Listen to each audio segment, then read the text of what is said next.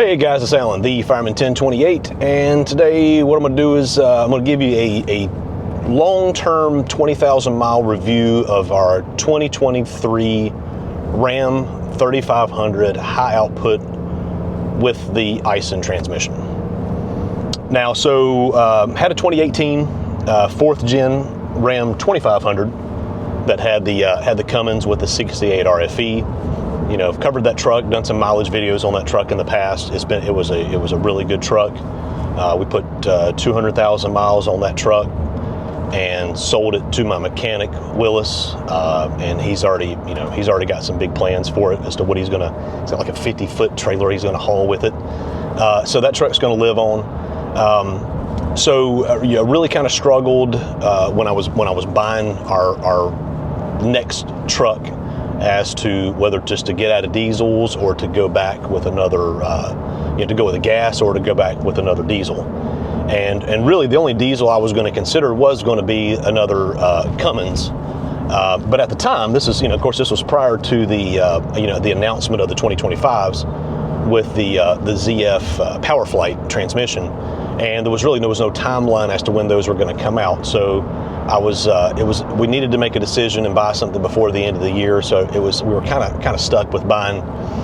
It was either, I had it down between a gas F250, the 7.3, or the 6.7 high output. The high output was the only one I was going to consider because, again, I didn't want to have to deal with another 68 RFE. The 68 RFE that I had in my 2018, it started slipping at about 60,000 miles. And so what we did is we went ahead and we went into the transmission. We did the valve body. The Randy's transmission Baby Maker 1000. We did the thermal bypass. We did a deep pan, everything else. And that, honestly, that got the transmission through to 200,000 miles. Only the last, 20,000 miles or under 6-gear load, that's really the only time that you could feel the shudder coming through the transmission. So we knew that, we were going to have to either invest some more money into the transmission, probably at this point, 200,000 miles, probably a complete rebuild. And that was going to be pretty pricey, $6,000 to $8,000 to really do it right. The equivalent of like a Randy's transmission stage 2, or sell the truck while it was still just right under 200,000 miles, while it still had some value. And my mechanic had always said, hey, look, if you're ever going to sell that truck, I'm going to be the one to buy it. So started having those conversations. He already agreed to buy it. And so that kind of made it easy to purchase a new truck. I was shocked at the price of the new trucks. The 2018 that I had, of course, I bought it in the fall of 2019. It was a leftover 2018. It was this little tiny dealership down in Beaufort, South Carolina. The former sales manager had ordered like 150 base model 2-wheel drive tradesman diesels, 2,500 diesels, and nobody bought those things. So they sat there for a year and a half. The truck had like 500 miles on it. And the only reason it had 500 miles is because there was a hurricane that was coming through the coast. And they literally drove all the vehicles up to Columbia because they thought Beaufort, South Carolina was going to completely go underwater. So that's really the only reason it had any miles on it at all. So I bought it for, I think, $38,000 is what I paid for that 2018 truck in the fall of 2019. So I was already looking for another, trying to find a good deal. This was kind of in post-COVID and everything, so that really wasn't an issue. I had been looking for a while, and again, like I said, I knew I wanted a 3500.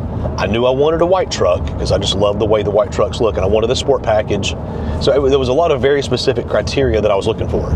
I really didn't necessarily need a 4-wheel drive truck, but it's really almost impossible to find a 2-wheel drive truck these days. So I'd found one through Auto Trader doing a national search. Found one in this little small town, Herrin, Illinois, small little town in southern Illinois. And just kind of kept track of that truck through Auto Trader. I'd sent a couple messages to the dealership and talking to them, hey, is this truck still available? Is this truck still available? And we probably started talking in May of 24 about the availability of this truck. And I was just amazed that it was still sitting there. It was this beautiful 3500 truck, and it was just still sitting there. So finally comes September, early October, I decided to get serious about buying. So I call him up, and actually I talked to the general manager. Super nice guy. He had actually been at the dealership a couple years before, and then a year before, and then came back, and the same truck is still sitting there. And again, for whatever reason, check. There's no recalls, nothing. There was no buyback. It was a straight up, just straight up truck. Just could not sell. So I ended up getting it for between $12,000 and $15,000 off a sticker. We rented a car, drove out to Illinois. They picked me up at the Enterprise rental car, took me to the dealership. We signed some paperwork, handed them a check. I drove the truck home. So like I said, we saved a substantial amount of money buying a leftover 23, and actually bought it in the fall of 24, buying a leftover 23. So we bought this truck here, and I'll take a picture of the Moroni sticker, and I'll put it up and show you. But the truck was almost perfect for exactly what I was looking for. The only options, the options that it had that I wanted, it had the air suspension. So I knew going to the 3500 that the 2500s had the coil springs. The 3500s went back to the leaf springs, but they tend to be rather stiff. So I'd done some research and found that the factory air suspension, you actually lose one of your springs or two, and the springs actually make up the difference. So that was one of the options I was looking for. Again, the high output. Didn't want another base model. I wanted some creature comforts. So I found this Bighorn 23 Bighorn with the air suspension, the sport package, which is gorgeous. So the truck was perfect. So the only things it did not have, I wanted the full length center console, which we have the 60/40 split with the small console, and the power rear window. That was the only two options that I wanted that I couldn't get on this truck. And for me, that was enough. I was willing to compromise those items right there to get such a good deal on the truck.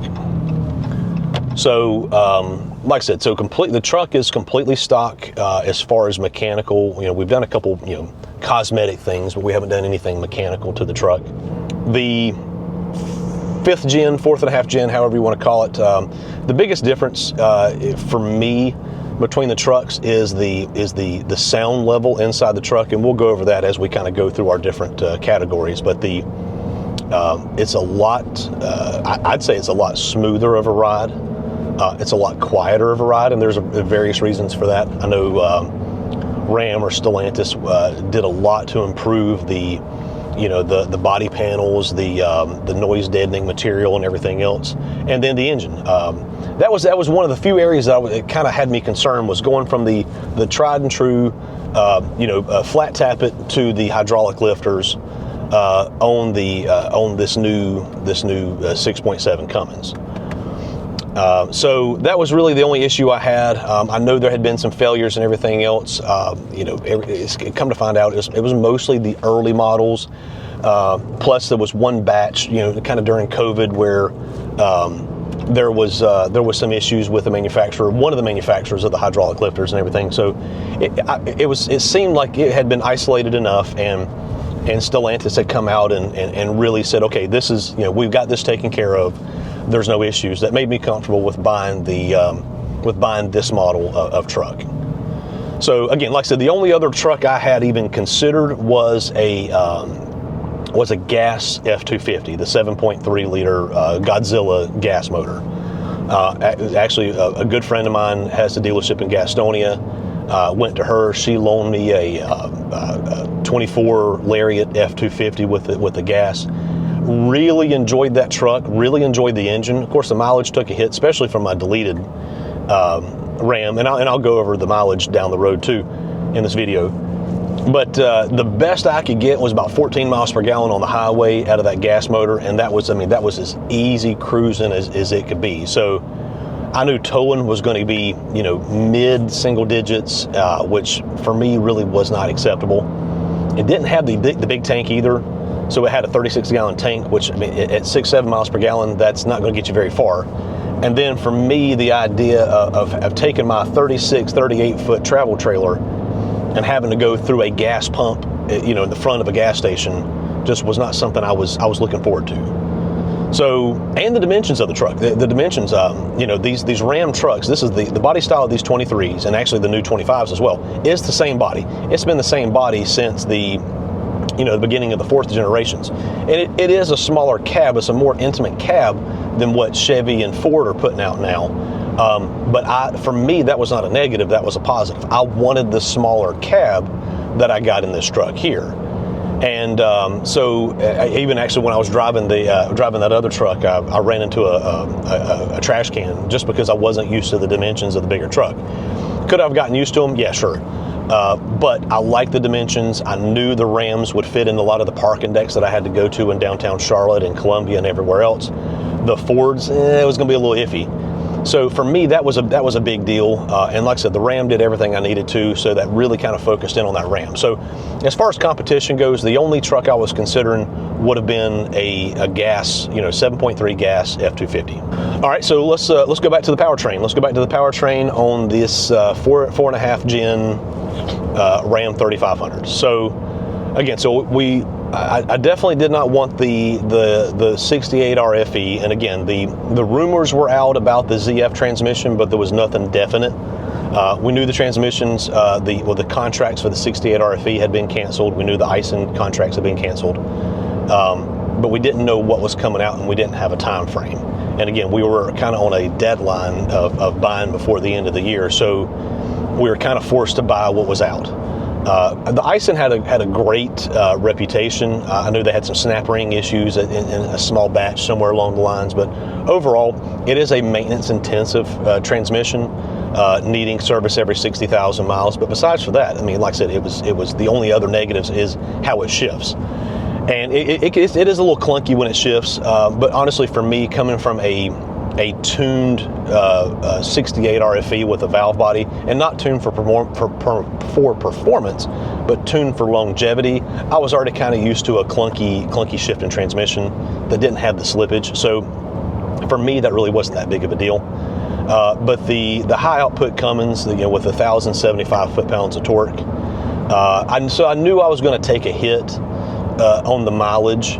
And our highway mileage is not bad. I mean, completely empty, without going through a regen, you can probably get 21, maybe eke out 22 miles per gallon with this. But towing is really where I've seen the difference. Not only in the performance of the truck, this truck and transmission combination is the happiest when you've got a trailer behind it, which I do right now, and I'll show you that when we'll pull over on the side of the road, and we'll get out and we'll walk around and show you the mods on the truck and show you what we're pulling.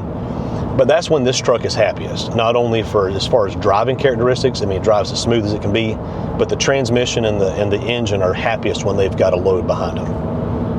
So the 1,075 foot-pounds of torque, the engine's fantastic. Honestly, I went back to my mechanic, Willis, and I told him, I said, if it was a drag race between the two trucks, the 18 would run away all day long. This setup is just not designed for fast acceleration. It's a very slow shifting transmission. It defuels in first and second gear. So if you're looking for a fast truck, the Ison transmission is not the way to go. Everything else has been fantastic. Do I plan on deleting this truck one day? Maybe. Not until I have a reason to. I'm not going to delete it just to say I did. I'll delete it once I start having some issues, either with the SCR or the DPF or the DEF system or the EGR or any of these other systems that can completely disable these modern trucks. Once I did the delete on my 2018, and it was professional shop that did it. It was flawless. Mileage went from 21-22 up to 26-27 on the highway. Towing my camper, I could get 12-13 miles per gallon, which was awesome. My dad's got an old 2007 F-250 with a 6.0. He gets 12 or 13 on a good day, just empty. So me getting that, pulling a 38-foot house behind me, I was very pleased with that. All right, so let's go back to the options on the truck. Again, like I said, I definitely did not want a tradesman, but I really didn't want a Lariat either. Not a big fan of leather seats, especially ones that are not cooled leather seats. So the Bighorn seemed like the ideal solution for me. So you get some upgraded features. Again, we got the larger screen in this one, not the big full-length screen. And again, I'll show you all the interior stuff towards the end here, and I'll splice those clips in. But the one downside I see to the Bighorn is it still has you still have the plastic dash on the truck, which is seems kind of chintzy, but it wears well. And it doesn't have the splitting issues like Dodge trucks used to have. My old 2007 and a half, my favorite truck of all time. It was a 5.9. Right before they introduced the 6.7 and the first emission systems and everything, but it was a 5.9 with the 6-speed manual. Great truck. And again, I put a couple 100,000 miles on that truck as well. But as far as this Bighorn here, the options, upgraded options, again, it has the self-leveling air suspension, and again, it probably does more for ride quality than it does for actually towing. Again, I know the leaf pack in the rear with the air suspension has fewer leaf springs in it, so in theory it rides better. JB Reviews did a full video with talking about the difference in the ride quality between the air suspension and the not, and he seemed to think that there was a pretty significant difference in the ride. I never drove a 3500 without the air suspension, so I really can't compare that. Again, so going back to the options of the truck, really the only options that the truck has is, again, the Bighorn package. The Sport package, which I really like, and that gives you the color matched bumpers, color matched door handles. The grille is different. That really for me was a big thing that I really liked and was looking for. Again, it has the upgraded center console, or the touch screen, and the air ride suspension. And honestly, that's about it. That's the only thing that it has that. Option-wise, and that was the few things that were on my option list. Again, the only thing I didn't get that I wanted was the full center console and the power rear window, and then the bonus thing would have been the sunroof. But that option, again, I wear a hard hat a lot. I got my hard hat, got my hard hat right beside me right here. That would have I wouldn't have been able to drive the truck with a hard hat on, so which I do sometimes. So again, as far as option goes, it wasn't very optioned up high, but it was exactly what I was looking for. Looks, going to the looks of the truck. Again, having the Sport package, and again, I'll put some clips in here of the truck with the trailer attached to it. Again, the Sport package really sets the looks off for me. I've got a neighbor that has it's a gas 3500, but it has the Sport package, and I walk by it every single morning. I kept telling myself, if I get another Ram, I want the Sport package because that looks so good. It really just kind of set it off. And for me, I think the Rams look better than any of the other trucks. Again, the smaller cab was exactly what I was looking for. So when I found that one, it was perfect. Interior. So let's talk about the interior of the truck. Again, the Bighorn package, so do not have the leather seats, did not want the leather seats. So that was definitely something I did not want. So when I found this one here with these dark cloth seats, for me it was perfect. So interior comfort is probably the single biggest difference between my 2018 and this 2023. It's a lot quieter. The materials are a lot nicer. That was one of the biggest upgrades that Ram did from the 4th gen to the 4.5 gen. And again, it's hard to compare a tradesman up to a Bighorn, but just the materials are nicer. From this one, I got the leather wrap steering wheel. It's just quieter, just all around quieter. I'm having a conversation that it probably would have been a lot louder. And you can go back to my other videos with my 18 on the mileage videos, and you can see how loud that truck was. And again, this is a 4-wheel drive. That was a 2-wheel drive. You would think the 2-wheel drive would be a better ride. I went through 4 sets of tires on that truck. The first set was I think they were Firestones from the factory. And as soon as those wore out, I got Michelin LTXs. I could not get those tires to balance. Took them back to Discount Tire 3 or 4 times, and the truck would have a constant vibration at 80 miles an hour. Anything over that, it was almost unbearable. This truck here, not a single issue. Again, 4-wheel drive. You'd think the 4-wheel drive would be less smooth. But this ride's great, no issues at all. Comfort. So let's talk about the comfort of the truck. So again, basically along the same lines, the truck is a lot more comfortable, and not just comfortable as far as physical comfort, but as far as, again, the creature comforts. My 2018 didn't even have Bluetooth, so it was the base of all base models. I did upgrade that radio in that truck towards the end of ownership, when I thought I was going to keep it for another 100,000 miles. But like I said, it did not have a single option on it. If I was going to talk on there, I had to have my AirPods. So going to a truck that actually had the Apple CarPlay, the wireless Apple CarPlay, which I really enjoy, and having the Bluetooth and having the backup cameras and all that jazz. And again, I'll do a video just kind of showing all the stuff here. For me, that was awesome. The only thing on the comfort side, besides for the center console, would have been heated seats. I do love a heated seat, and did not get it on this one, which is a bummer. But again, for what we saved on the truck, it was totally worth it.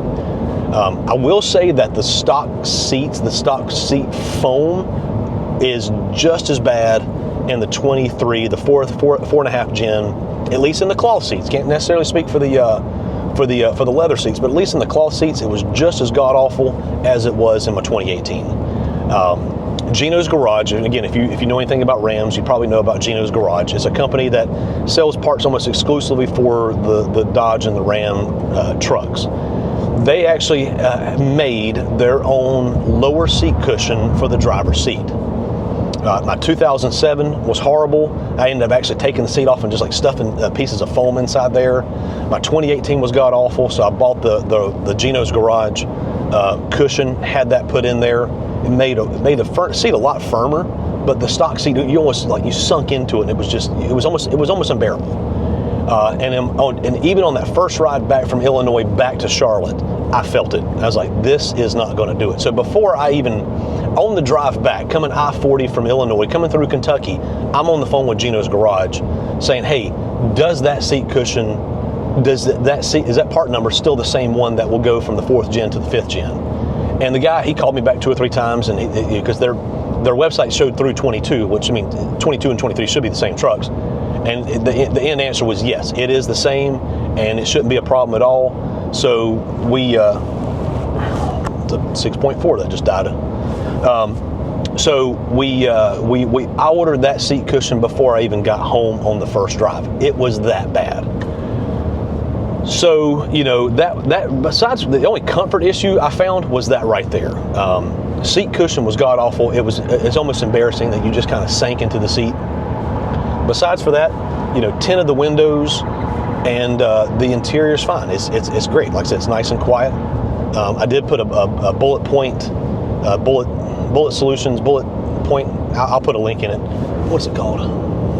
Whatever it is. Up here on the dash to mount my phone, but also that's what I was holding my DJI camera in place right now. And again, I'll show you some pictures of what that looks like here a little bit later on. Performance. Let's talk about performance of the truck. Again, there's 2 different types of performance we can talk about. You can talk about straight out driving performance, 0 to 60, quarter mile, all that crap. Not interested. I never once did a 0 to 60 run in my 2018, and I never did a burnout. I didn't do it in my 2018. I'm not going to do it in my 2023.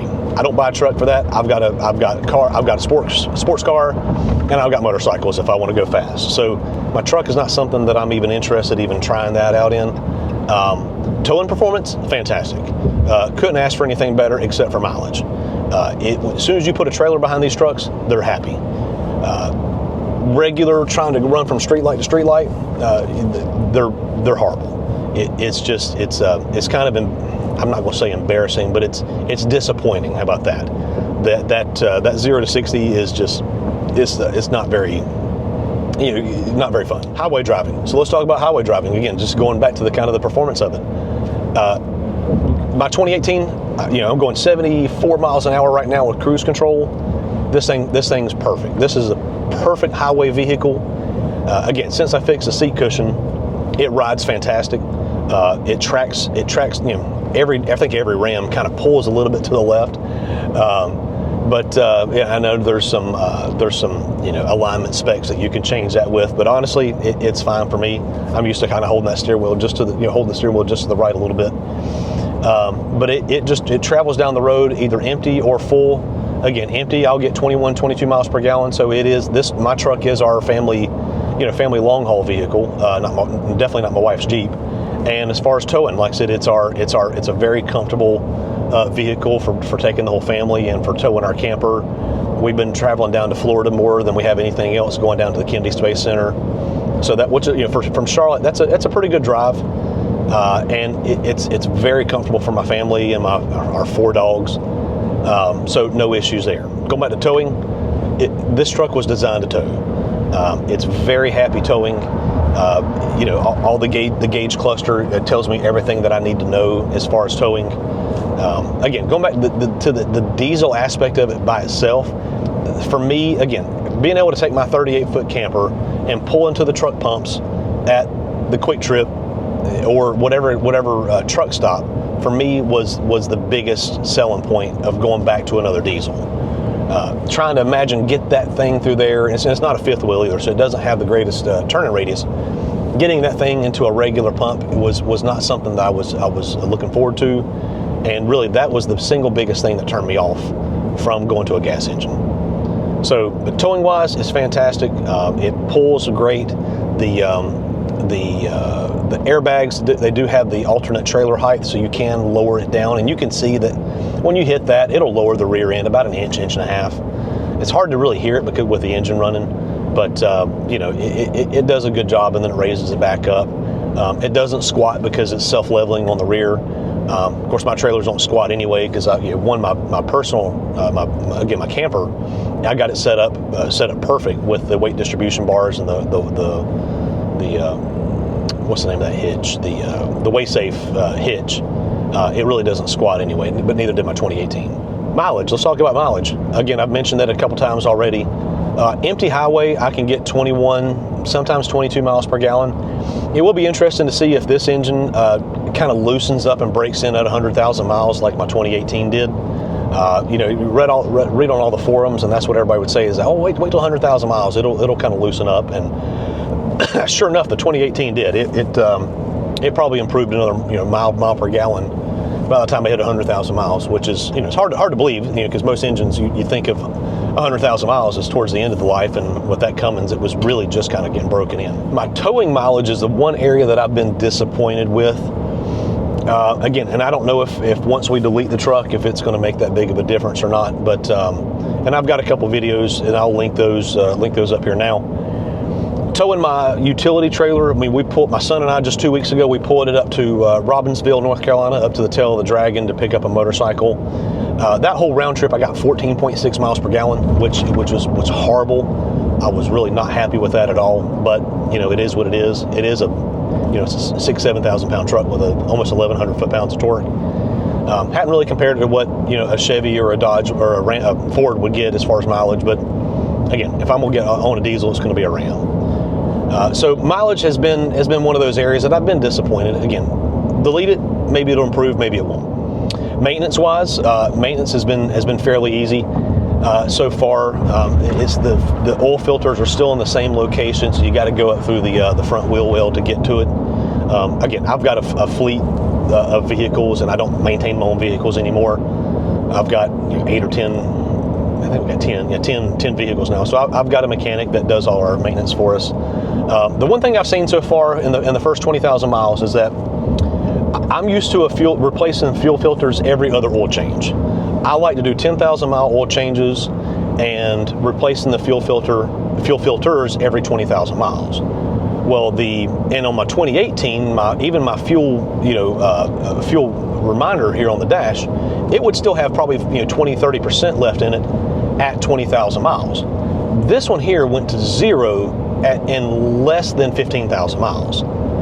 Again, the truck sat on the lot for a long time, so I don't know if that played any part in it. And it probably had a lot of idle time, just moving it around the lot over the course of the year and a half that it sat there. But that stock fuel filter, that original fuel filter, barely made it to 15,000 miles. So actually I ended up doing my 20,000 mile oil change early just because I didn't like seeing that fuel gauge or fuel filter gauge sitting at zero. But where are we at? We're talking about the mods of the truck. Again, really the only mods that we've done is we added the WeatherTech floor mats. We tinted the windows, and just recently put a decked drawer system in the bed of the truck. And again, we'll do a walk around, and I'll show you that here in a little bit. So comparing, again, I feel like I'm an expert on this part. Comparing my 2018 4th gen to my 2023 4.5 gen or 5th gen, whatever you want to call that. Again, as far as you really can't call either one of them simple, but maybe the reliability of the solid lifters on the 2018 and that sound, that traditional kind of loud, kind of clacky diesel Cummins sound, this truck doesn't have that. Again, you can look at that as a positive, or you can look at it as a negative. I look at it as the truck's quieter. Some days that's a good thing, some days that's a bad thing. Whether these hydraulic lifters are going to have the same sort of reliability that the solid lifters did, only time will tell. I've heard some say that there's issues with them, others say that there's not. Again, it's one of those things that I'm not really going to worry about it until it becomes an issue. There are conversion kits out there to convert these 5th gen, 4.5 gen to solid lifters, and just like the emission systems, if the time comes, that's what we're going to do. Again, interior comfort, there's no comparison. The 5th gen, 4.5 gen is far superior to what my 2018 4th gen. Now again, comparing a 4th gen Tradesman to a 5th gen Bighorn, maybe not a fair comparison, but even as far as just the noise, the insulation, sound deadening materials, it blows it away, which is surprising because this is the same cab. They didn't change anything on these cabs. They just went through and really worked on the NVH of the trucks. Transmission, no comparison. 68 RFE, good shifting transmission on the street, and apparently you can build them out pretty well too, but they're expensive. The Ison, it's a much bigger, beefier transmission. Again, I'm not a drag racer, never going to do anything like that. It's more of just, I want a good, solid, reliable transmission that I know is going to give me, if I take care of it, it's going to take care of me. And that's what I like in the Ison. Looks, kind of hard to compare the looks because it's the same body. But again, going from a Tradesman to a Bighorn with a sport package, this 23 looks 10 times better than that 2018 did. Comparing the 4.5 gen, 5th gen to the 4.5 to the 25 models. Let's do that. So again, the cab is still exactly the same. They didn't change anything there, which again, a lot of people complain about that. Again, I find that as a positive. So if I go to replace this truck in a couple years, I'm going to look for this same body style because again, I'm familiar with these dimensions. I know when I get into a tight parking deck, the old Epicenter parking deck in downtown Charlotte, that's a really tight turns. I know the dimensions of this truck. I know where that front corner's at. So for me, that's a positive. As far as drivetrain, that's probably the biggest single difference in the 23, 24s to the 25s. Again, read what you will into it. As far as on the Cummins, on the motor itself, the 4th gen had the iron block 6.7, or for the 4.5, they went to the composite graphite iron blocks, which is supposed to be a lighter block, supposed to be a stronger block. But interesting enough that the 25s, Cummins went back to an iron block. They did away with the CGI. So again, I don't know if that was for reliability. Never really heard of any issues of anybody blowing a block out with a stock motor. So really not sure why they did that. I don't know if it was for cost savings. It was for definitely not for weight because the iron block weighs a lot more than what the CGI did. So interesting that they did that. They did away with the grid heater. Never had an issue with the grid heater on my 2018 or on my 23 yet, and I really, I think it's not that huge of an issue. My grid heater doesn't run that often. We have very few cold days. It's not like we're up north where it runs a lot, and that's typically when they have issues, is when they run them a bunch and they tend to melt that nut. Why Cummins hasn't fixed that, I have no idea. Single biggest difference is the transmission.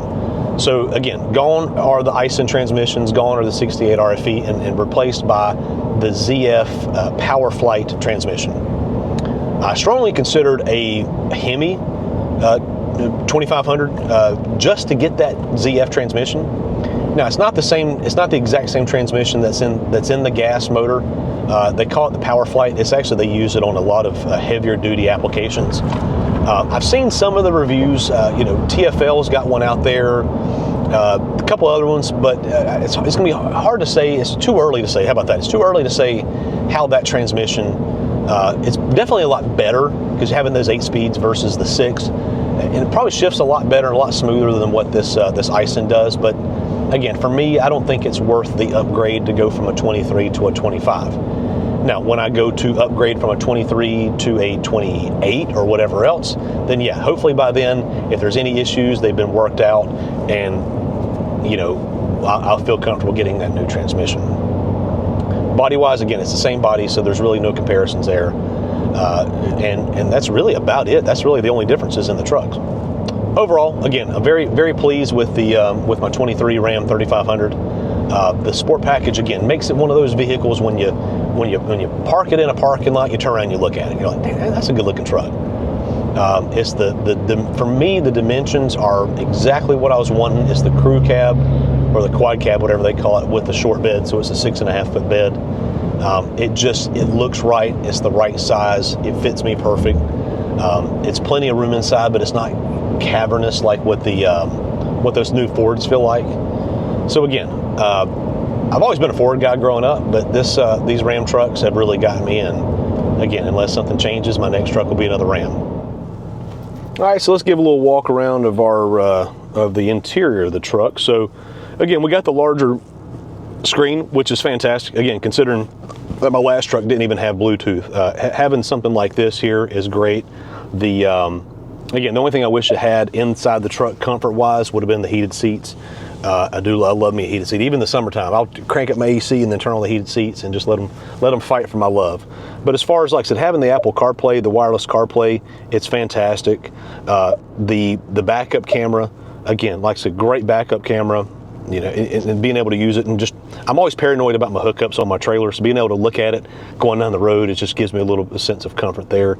And being able to, we can't zoom it in, not where you're driving, but the bed lowering mode, like I said, it'll lower the bed of the truck, and you can see in the dash where it says it's actually doing that, and you can see it. Again, it's not a huge difference, but you can definitely tell it.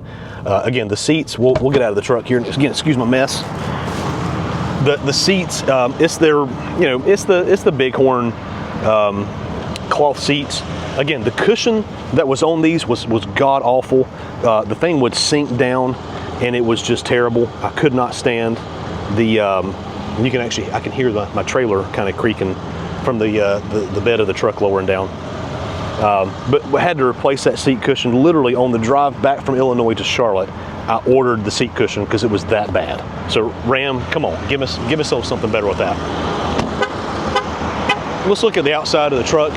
Again, the Sport Package for me was the closer there. I love the way, I love a white truck anyway, but I love the way the white looks, the white grille with the white bumper, with the white door handles.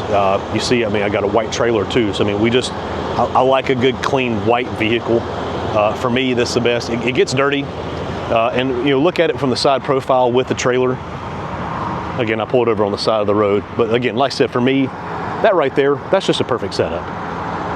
And again, that's with the bed in the lowered position. So let's actually go raise it back up, and you can see that the truck is squatting just the tiniest little bit. I've got 2 floor scrubbers in the back of the trailer, so really nothing heavy. So while we're talking about it, we'll see the gap right there. So now let's raise it back up. Alternate trailer height achieved. So we're going to raise it back up. So raising of the vehicle back to normal height. So you can actually hear the trailer creaking a little bit as it's raising the rear.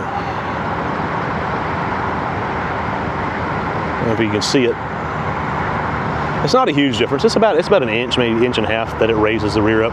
But you can see the rear of the truck is level again now. So again, The sport package, I absolutely love. The truck was perfect. For me, for what I was looking for, it's exactly what I was looking for. So 20,000 miles, the truck's been great. Not happy with the mileage, not happy with the fuel filter change interval. Again, I'm afraid it's going to be at 15,000 miles, and which is what they call for the oil change interval. I would never do a 15,000 mile oil change. I would do 10,000 miles. I do have an oil sample to send off to Blackstone to just kind of see. I didn't do the very first one because you knew it was going to have a lot of, stuff in it just from being a new engine and everything. But again, I do plan on doing 10,000 mile oil changes. Excuse vehicle passing by there. And again, I hope it doesn't have to do a 15,000 mile oil change, because that'll just kind of mess up my plans, really, is what it'll do. We did have to switch from the Rotella, which I've been a big Rotella fan, the 15W40 or 10W40, to the Valvoline Blue 10W30. That's what these new engines call for, and it seems to run very, very well on that. Let me show you the upgrades while we're here. So again, you see the window tint on the truck. We've got the, excuse the mess, we've got the, actually no, excuse me, those are the Ram floor mats. Those are not the WeatherTech. Bed cover, actually I pulled this bed cover off my last truck. It really wasn't expensive. It was a rough country, but it's been a really good bed cover. And then I just installed this. Didn't buy it new, but I installed the deck system, which I absolutely love. Got a really good deal on it, so the deck system is really cool. Still have full access to the bed. Again, you got about a foot of height there, which again, I don't carry a ton of stuff. I carry a lot of tools and everything else, so having something like that, having everything organized, for me was a great idea. All right, guys, so that is the review, the 20,000 mile review of my 2023 Ram 3500 high output with the Aisin transmission. Recap: great truck. It rides great. I love all the technology that we have. I hate the mileage. Towing, I'm towing my trailer down and getting 13.4 miles per gallon. It is what it is. I can't control it. One guy on my tow video said I can pull that trailer with my Ford Focus and get 30 miles per gallon. Well, do it. I asked him in the comment. I said, well, next time I need to pull that trailer, I'll borrow your Ford Focus. And he messaged me back, and we actually had a pretty good conversation back and forth after that. But like I said, the mileage is really the biggest downside of these trucks. Still better than what a diesel or a gas engine would be. So again, if you found anything useful, again, I'll do a 40, maybe a 30 and a 40, and we'll track the maintenance, we'll track the mileage, we'll track any issues with the truck. Again, like I said, this is just stuff that interests me, and if it interests me, maybe it interests somebody else. But thank you guys for watching. Please give me a thumbs up for a like. Throw a comment in there if you've got one of these trucks. Tell me how many miles you got on your 5th gen, 4.5 gen, whatever it is. Tell me how you like your 5th gen with the ZF. If those are rolling in now and you're getting a hold of those. And again, ultimate compliment for me is to subscribe to the channel. We got a lot of truck content, but we got a lot of motorcycle content, ATV content. I mean, we're doing a lot of stuff. Heck, I did a review of a dehumidifier yesterday. So, and just a lot of cool stuff. And I just, if you want to come along with the journey and watch me kind of screw up and learn how to make really bad amateur videos, subscribe to the channel. But thank you guys. God bless, roll tide, and remember, tomorrow needs you. Thank you guys.